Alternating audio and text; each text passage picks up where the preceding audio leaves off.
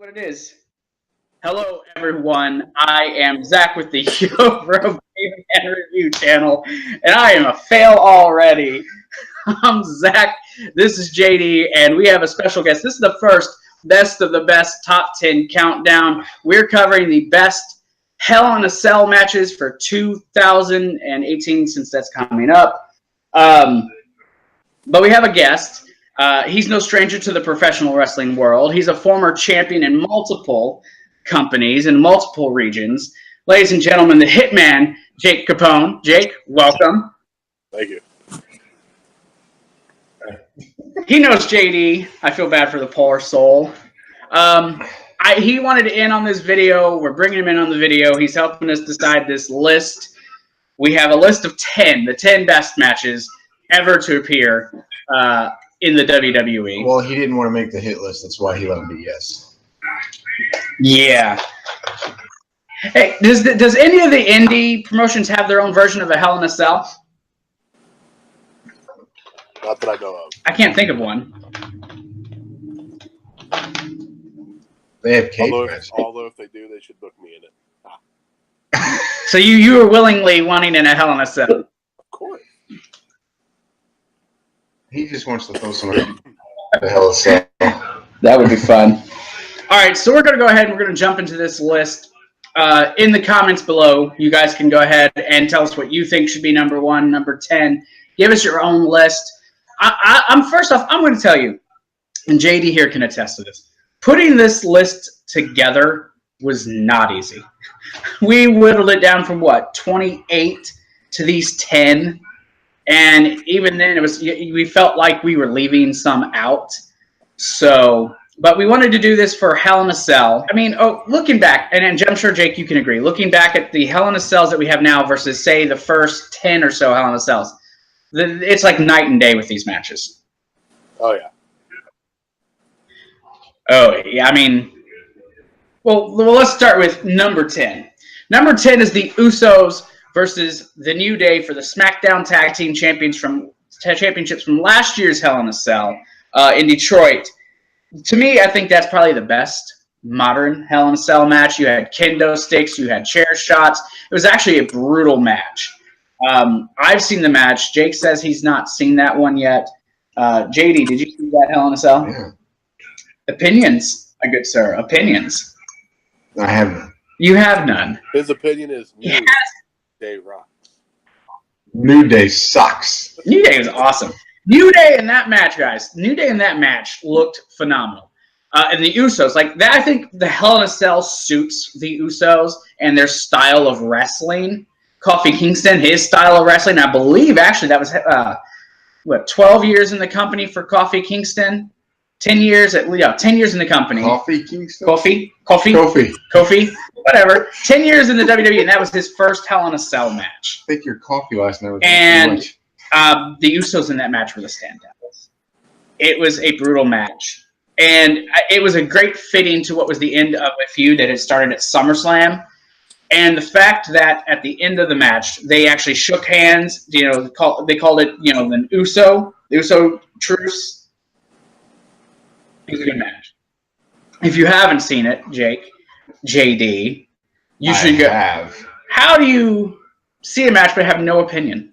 I don't have an opinion. Because you never watched I it. don't care for the team. You never watched it. I don't care for the team. I watched it. I'm not talking about how you feel about the teams. I'm talking about the match. Hey, I just gotta say, I mean, am I wrong? I gotta say Usos versus Pensacola. Usos. What do you think about the Usos and their change from the face paint to what they do now? I like them better now as far as like their ruthlessness. Yes, I agree. But I feel like I'm very into it. I'm glad that they got away from the face paint, but I don't like the fact that they kind of went to like street clothes. I feel like, I'm old school where I feel like every wrestler should not be wearing street clothes when they wrestle, but it is what it is. So The change is good, though. I like the change. The face paint and crap, and I like their Raw promos. Their promos are freaking probably the best promos on SmackDown. One of the best. So we're gonna move on to number 9. Number 9 is The Undertaker versus Edge at SummerSlam 2008, which took place in Indianapolis, Indiana. Now, this was a return for The Undertaker after he lost to Edge at One Night Stand that year in the, I believe it was a ladder match.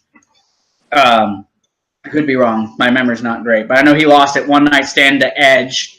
And Vicky was in the midst of having a marital dispute with Edge. So she brought The Undertaker back and put Edge in the cell with him. Can you even believe at one time Edge and Vicky were married? I mean, come on. I mean, who has Vicky not been married to so far? Like, I felt like every time she was a manager for somebody, all of a sudden they were in a romantic relationship. Hey, she was attractive before she gained all the weight. Wow. Like, to be fair, Vicky lost weight while she was in the company, and she was looking good. I had some dreams about Vicky. I'm not going to lie. Yeah. But to the match. When she was on TV, that's all you talked about. You drooled all over the TV. To the match. So, JD, what did you think of Undertaker Hell in a Cell match? I feel like he hasn't watched most of these matches. Me neither. I haven't seen Edge and Undertaker in years. And to be fair, I suggested we rewatched all these matches, but he said we didn't need to. That I did not. He remembers these matches. I did not. You said we were going to watch them, and I said okay. And when are you here to watch them? Sorry, I work 6 days a week. I see your frustration. Sorry, I work 6 days a week. Hey, so, okay, what is your opinion on the match, Jake? I mean, it was decent. It wasn't. It wasn't the best match for either guy, but I mean, it was. Oh no! It was, you know. I think what made that match stand out is the ending when after Taker choke slammed him off of the ladder, and he went through the mat, and then the flames rose. I mean, I think it was more the ending of the match that made it stand out. Right.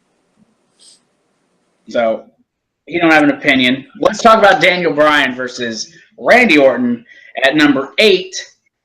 It took place in Miami, Florida at the Hell in a Cell pay-per-view, which I'm sick of those. Might add. It was for the vacant WWE Championship. Me and Jake watched that at Show Me's. Yeah, and that match had Shawn Michaels as the special guest referee.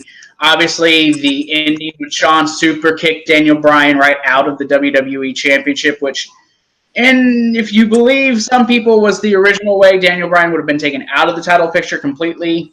But, of course, the exit of CM Punk led us to WrestleMania 30. I'll start with Jake. What do you remember about this match, and what did you like about it? Well, I remember the super kick. Yes. I mean, it was... I'm not a fan of special guest referee matches to begin with. So that one kind of turned me off a little bit on this match. But, again... Like same as the last one, it is what it is. You know, they were trying to get Daniel Bryan out of the title picture. Needless to say, things don't always go the way WWE wants them to. So he was right back in the picture. You know, not much longer after that. So, it is what it is. I mean, yeah, and unfortunately, this isn't the last Hell in a Cell that we're going to have that had a special guest referee. And if you're going to have a special guest referee, none other than Shawn Michaels. Yeah, but who's had the most? But to me, this match could have had the same effect without Shawn being in it. Yeah, but I think he's had more special guest referee matches. Yeah, and in most of his roles as the referee, he usually screws the person in the match. I mean, Undertaker with a chair against Bret Hart. My God, he's notorious. Or, well, look, SmackDown, the very first SmackDown ever, he super kicked The Rock during in the midst of a people's elbow and cost him the title against Triple H. I mean, my goodness. But I mean, I liked the match. It was a different type of Hell in a Cell. It wasn't the brutal style. There was a couple good spots, like when Bryan was suplexed onto all the chairs in the middle of the ring. Triple H finally getting in there. What was Triple H on the outside? Just in Shawn's ear. That got annoying to me. What do you remember about the match, JD? We did watch this one. He remembers What having did a you say? hurricane dog at Show Me. That's the only thing he remembers.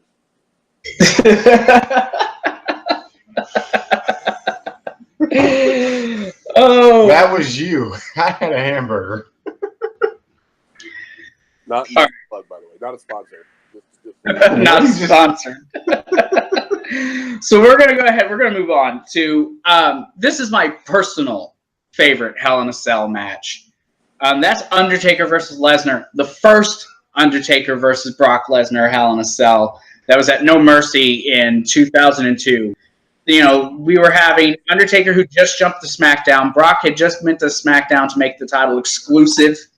This was the start of a brand split, the first brand split, and this was kind of after the Attitude Era was already over. But this match was a bloodbath. I mean, Undertaker was like bleeding like a stuffed pig.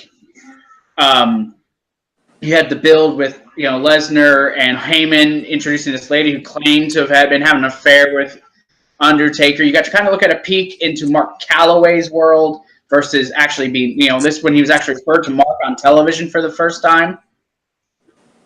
I mean, it defined how a feud of that type should have ended. It was a great story between two guys who aren't known for being storytellers, especially Brock nowadays.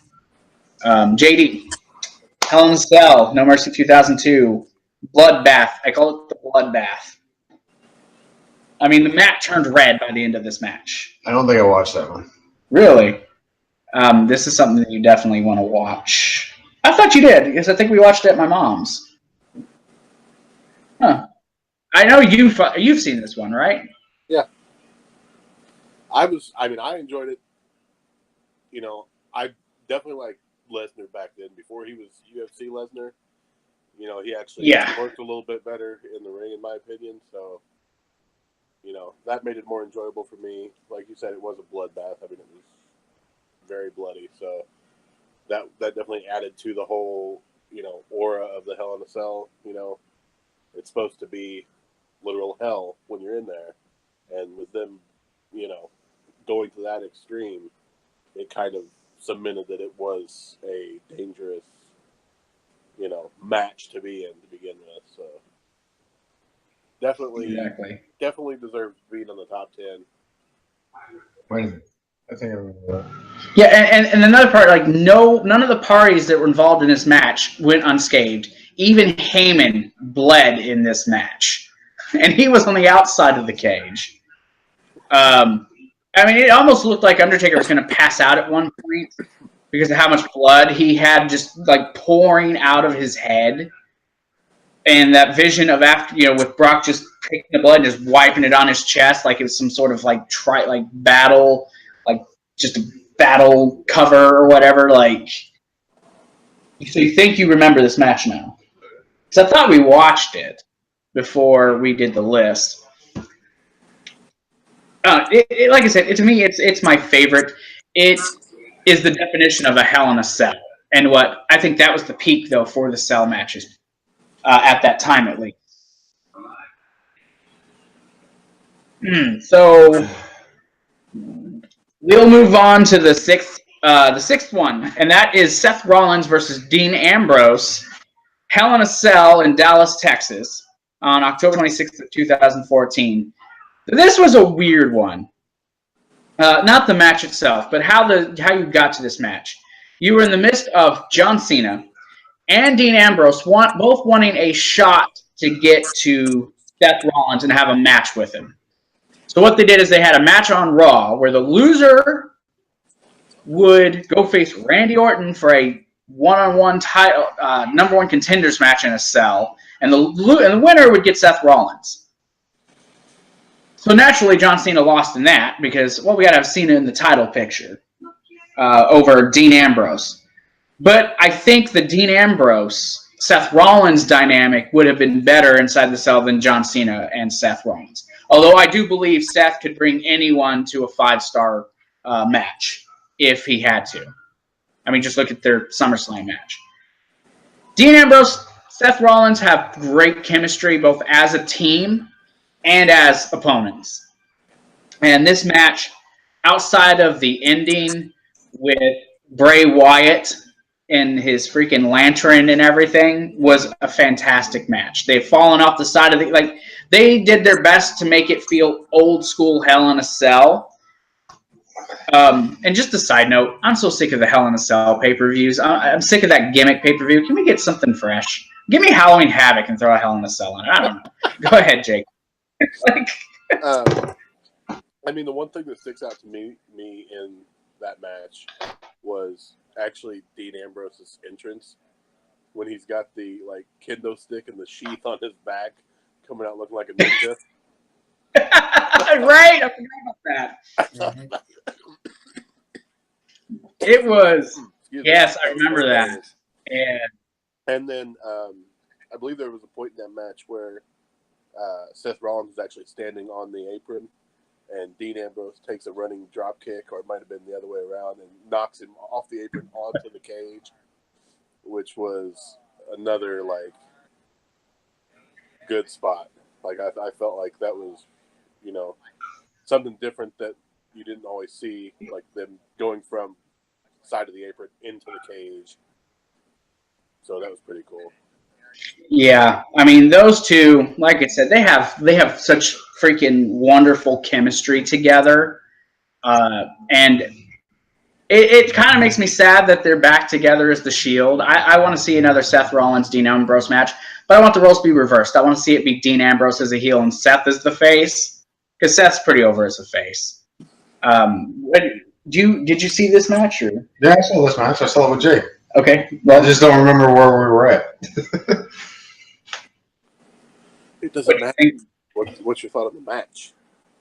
I thought it was a great match. This was one of his picks. Well, duh. It was an excellent match. The way they worked together, the way the match went, I don't have any problems with it. I mean, so we'll move on. Now, obviously every Hell in a Cell, every match type has to have a start. And for Hell in a Cell, it had a really terrific start. And it was, most people probably would have assumed it would have been hard to top how they started. And it was at Bad Blood, October 5th, 1997, in St. Louis, Missouri. And it was Shawn Michaels, who was on his way to the Montreal Screwjob versus The Undertaker. And, of course, all this started at SummerSlam with the chair shot from Shawn Michaels costing Taker the championship. And this was at the cusp of what was going to be known as the Attitude Era, the best freaking run for the professional wrestling world, not just the WWF, but WCW to even be included. And I think this match, while it was not what you could say started the Attitude Era, was definitely something that you knew the way WWF was operating was going to be different. And it would set what would be one of the best matches for quite a long time. This match, not only did you have the title shot on the line, not only was this a personal feud, but it also intertwined the Paul Bearer storyline with The Undertaker, introducing us to Kane for the first time. And I wish I had been watching wrestling when this happened, but even watching Undertaker's face when he came out. Yes, looking back on it, yeah, like you said, the look on Taker's face, I could only imagine what it was like being in that crowd seeing Kane for the first time, trying to figure out who is this. And the fact that he was bigger than The Undertaker, looked more intimidating than The Undertaker, this match being at number 5, some people may think that's cheapening it, but I think this is a good spot for it. Being the 5th best. It's definitely top 5. And it definitely was a trendsetter. JD, go ahead. Paul Bearer was already in Undertaker's head, talking about his family and stuff prior to this match. And as soon as he heard the music playing, Undertaker was like taken completely out of the match. The match was great itself against Mankind. This is Undertaker, Shawn Michaels. You said Mankind. Wow. Shawn Michaels, sorry. Oh, we're not there yet, buddy. We're not there yet. But yeah, he was getting ready to. It looked like he was getting ready to finish the match when Paul Bearer comes walking out, and then the match was over. Go ahead, Jake. The floor is yours. I mean, like you said before, it was the first Hell in a Cell, so it was the bar was set, so to speak. Everybody after that had to try to top what happened in that match, which, I mean, I feel like, some of the ones coming up in the list definitely exceeded it. But like you said, I think for what it was, being the first one, being set up the way it was, and being more of a vessel to introduce Kane more than anything, it's placed well in the list of the top 10. I agree. And transitioning, like you said, it was exceeded, and it wasn't an easy task to exceed this match. But I think for two guys, I mean, obviously having Shawn Michaels in a match to showcase what that match is going to be like is obviously a good choice. And then The Undertaker, this became The Undertaker's match. Buried Alive, the casket match were one thing, but this match, I think, if you look at everything, this was his match. He's been in the most, 14 of them. Undertaker's been in the most of a lot of matches. Well, he has been wrestling for, decades, so Right? he will have been in a lot of matches. And as you're going to see as we go forward in this last 5, this is going to be very Undertaker heavy from here on out. Because like I said, 14 of the 38 matches he was in. So hence the reason why the match is his. Yeah, exactly. And he's won most of them. And another guy who was involved in this, not directly in the match, was Triple H at the start of the DX thing. Which leads us to end of an era. At number 4 is The Undertaker versus Triple H with Shawn Michaels again as special guest referee at WrestleMania 28 in Miami, Florida. The end of an era. You have Shawn Michaels and Undertaker who started Hell in a Cell. And you have Triple H who was avenging his friend, who a couple years prior lost his career because he could not beat The Undertaker at WrestleMania. You had the streak. You had and last year, Triple H and The Undertaker tore the house down in Atlanta. And this was a part of what I think was a quadrugally. I can't say the word. It was I can't say it. Quadruple? It was a quadrilogy. A quadrilogy. I don't know, whatever the word is. It was like one gigantic long storyline starting at WrestleMania 25 and culminating at 28. I can't get the word out. I knew the word. I just can't. My mouth doesn't speak those words. This match was brutal. This match was physical. I think this match really took a lot out of The Undertaker. And really set him back in his career. No, what set him back in the career was the last match he had with Shawn Michaels. pressure light came on. I don't know. He had one really good one, and then 30 was kind of like a bummer. I just pulled up here. You're But The Roman Reigns match was horrible. well, that's what I'm saying. Like this to me was like his last super good match. Let me look real quick. I mean, he had CM Punk the next year, but that was pretty much it. Shawn Michaels super kicking him at one point. You thought that was going to be the end of that. But no, Undertaker persevered, continuing his streak in this match. Seeing the ending of it with the Undertaker and Shawn and then standing at the top of the ramp was also really good. All right, JD, your thoughts. Triple H, Undertaker, Hell in a Cell, WrestleMania 28. It was an okay match. Okay. Okay. Wow. Oh, I know why he said it was okay. Because that Triple H in it. A triple trash. Horrible. No, I think the most memorable thing about it was the ending. When like you actually have, Triple H, Shawn Michaels, and the Undertaker all standing at the top of the ramp. Hey, Jake, you're supposed to say who wants to take a walk with Jake. I'm not Elias. No, thank you.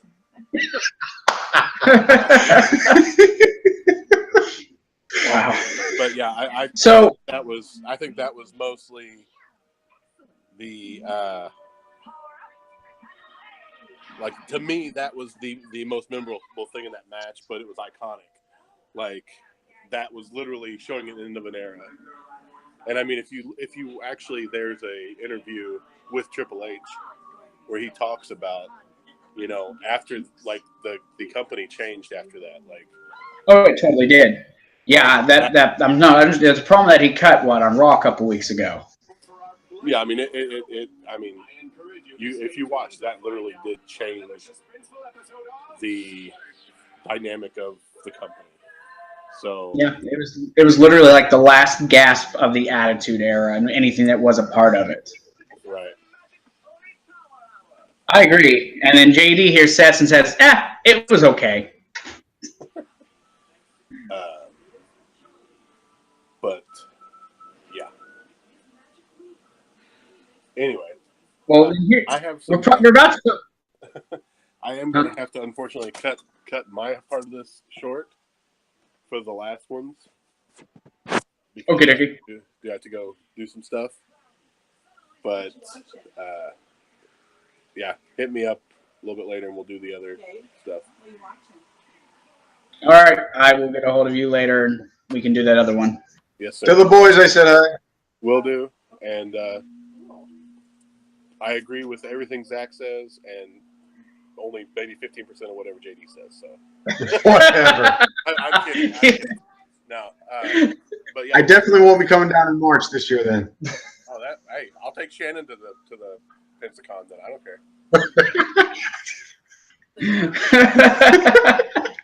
All right, man. You have a good one. What's up with the serious look? Do what? We said what was up with the serious look. I had somebody talking to me. What's up? We were told you have a good one, and you're just like, huh? Yeah. I appreciate All right, man. You take it easy. You as well. I appreciate you having me on here. All right, no problem, man. Thanks for coming. Anytime. Yep. Bye. You guys can follow Jake on his YouTube channel at Jake Capone. It's on YouTube, easy to find. I'll put a link in the description. Also, you can go to his TeePublic website, buy some T-shirts designed by him, and I will also link that down in the description. So we're going to go ahead. Jake's gone. We're going to go ahead and we're going to move on. As sad as it may be. I do have a few shirts here that he has designed.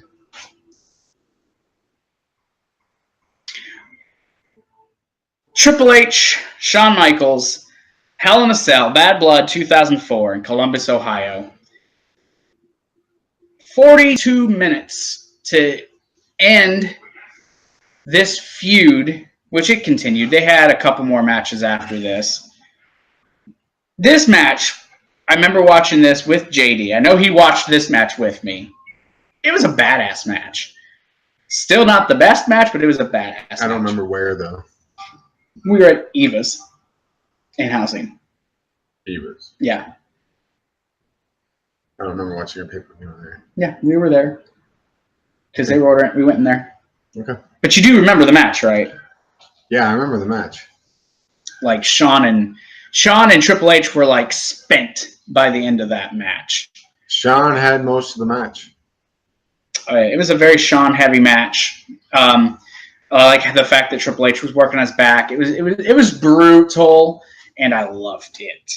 I like the fact that before this match happened, he was in a wheelchair, acting like he was in the wheelchair for the rest of his life, and then he kicks the wheelchair out from underneath him.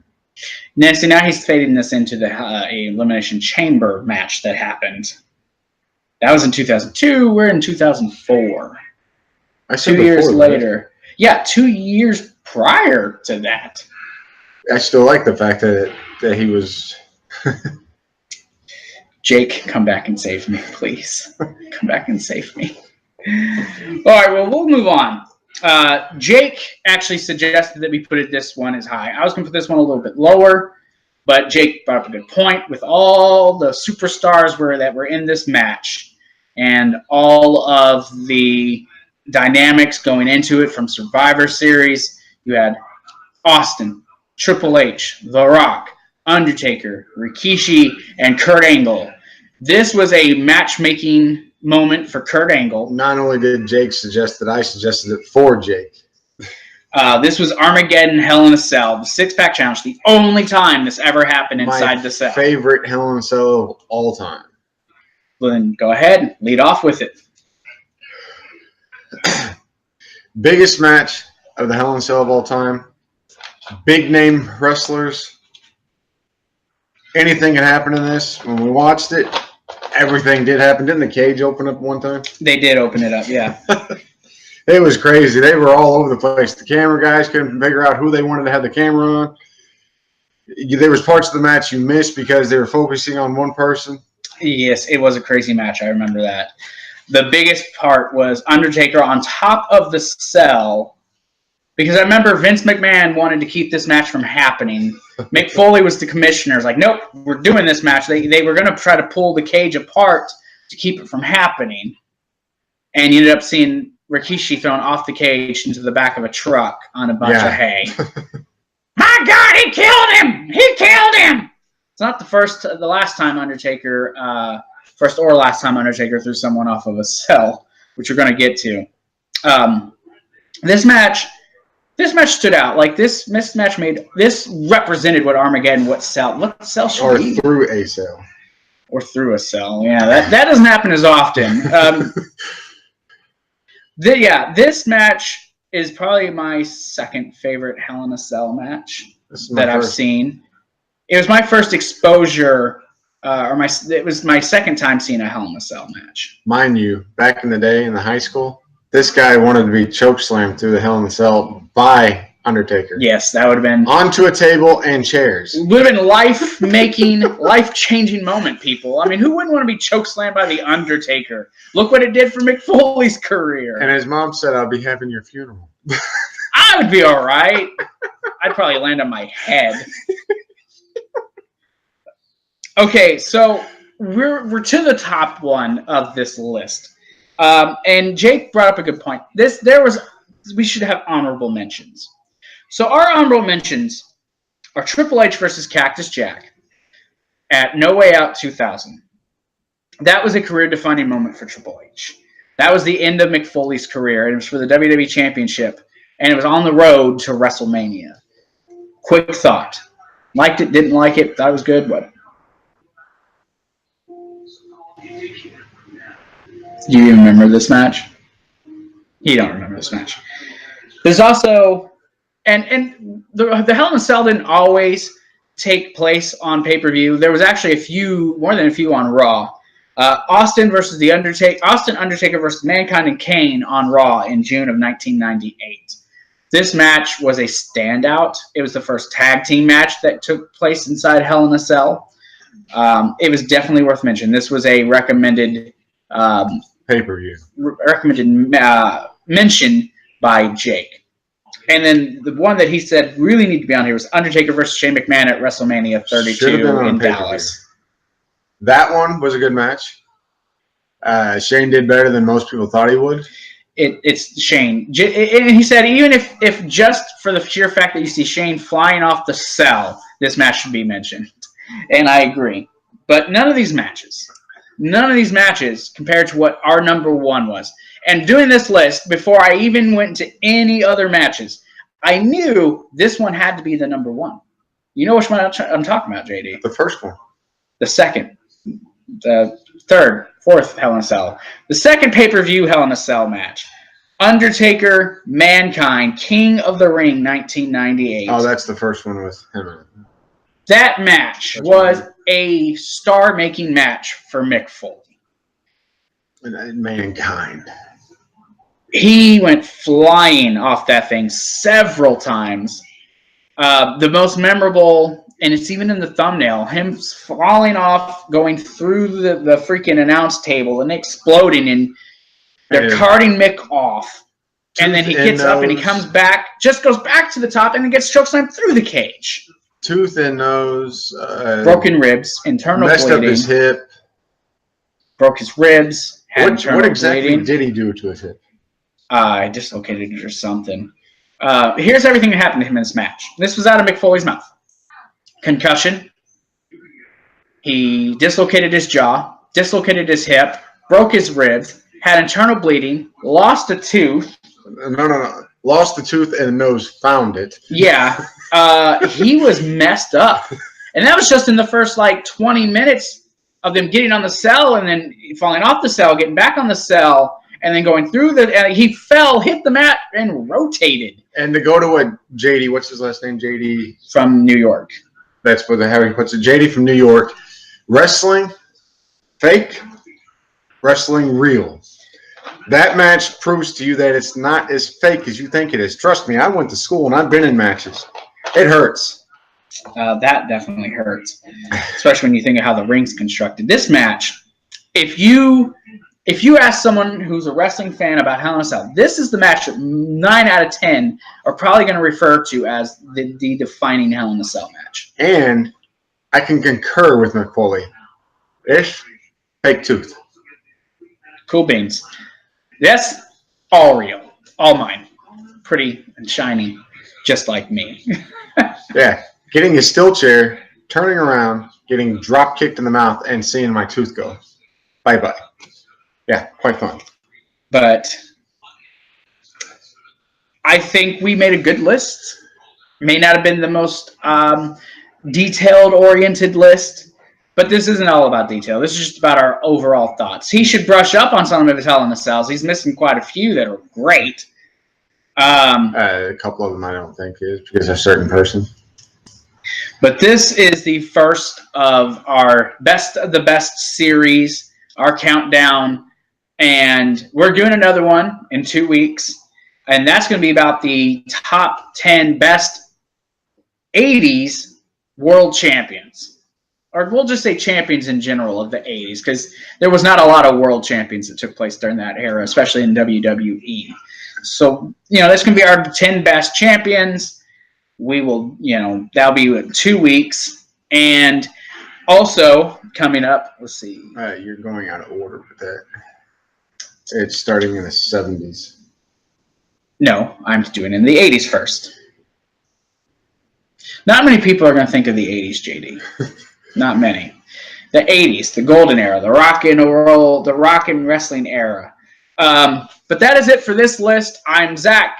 He's JD. Follow us on all our social media accounts. YoBro Gaming and Reviews at Facebook.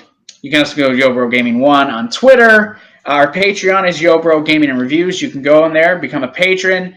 You can see our new series, which is the YoBro Nation, which is just us kind of cutting up and shooting the shit. Something serious. That's for all $3 and up patrons. All $5 and up patrons will get our live post-show talk, which is going to be kind of like the same thing, but it'll be live. So thank you guys for joining us, and we appreciate it. Hit that like button, subscribe to the channel, hit the notification bell so you can see all our videos. I, again, am Zach, and he's JD. And you guys have a good one. Have fun, folks.